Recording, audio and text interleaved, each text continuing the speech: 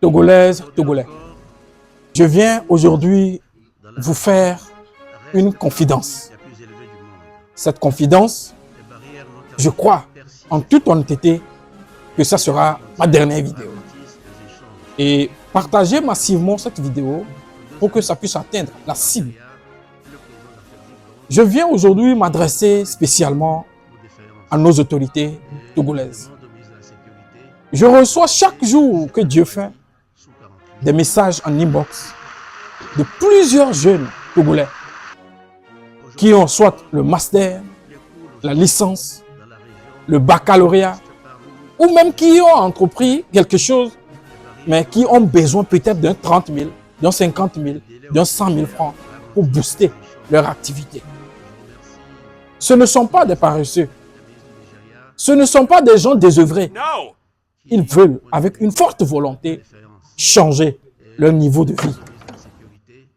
Après tant d'années sacrifiées à faire le métayage, à faire aide-maçon pour aller à l'école, aujourd'hui, ils se retrouvent devant des situations qui les dépassent. Dans un État démocratique, dans un État qui se soucie de sa population et de sa jeunesse, il doit avoir des mesures d'accompagnement très concrètes à l'endroit des personnes qui sont incapables de faire sortir 1 million de francs CFA et mettre dans un projet.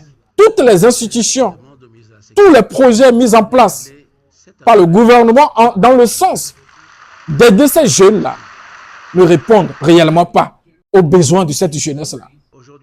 Je suis la preuve palpable.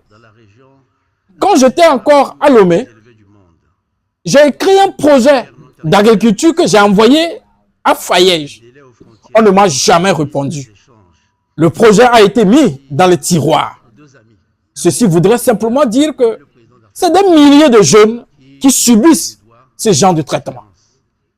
L'État met en place des projets pour les jeunes, aucune mesure de suivi pour savoir quelles sont les personnes bénéficiaires de ce genre de projet et qui sont derrière ces personnes-là qui bénéficient chaque fois de ces projets mis en place donc par l'État. Aujourd'hui, la jeunesse togolaise se retrouve dans des situations très compliquées.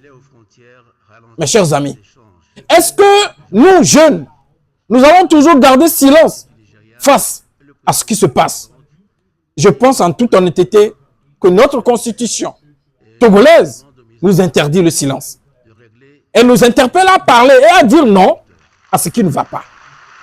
Si on nous dirige mal, nous avons le droit légal et surtout constitutionnel d'interpeller ceux qui nous dirigent sur la manière dont ils nous dirigent.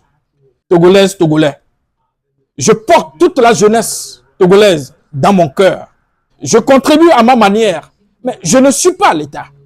Je ne suis pas du service social. C'est à l'État de prendre des mesures concrètes et subvenir aux besoins de sa jeunesse. À toute la jeunesse aujourd'hui qui croupit encore sous le coup de la pauvreté, je vais vous dire que moi aussi je sais ce que vous vivez actuellement.